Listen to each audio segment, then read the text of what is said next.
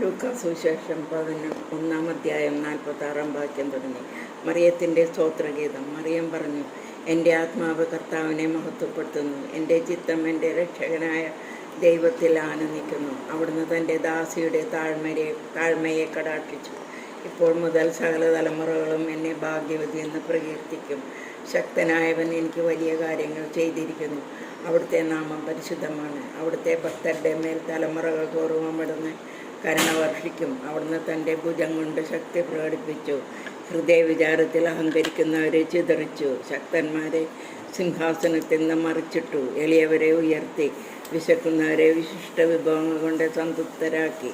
സമ്പന്നരെ വെറും കൈയോടെ പറഞ്ഞയച്ചു. തൻ്റെ കാരുണ്യം അനുസ്മരിച്ചുകൊണ്ട് അവിടുന്ന് തൻ്റെ ദാസനായ ഇസ്രായേലിനെ സഹായിച്ചു. നമ്മുടെ പിതാക്കന്മാരായ അബ്രാഹത്തോടും അവൻ്റെ സന്തതികളോടും എന്നേക്കുമായി ചെയ്ത വാഗ്ദാനം അനുസരിച്ച് തന്നെ.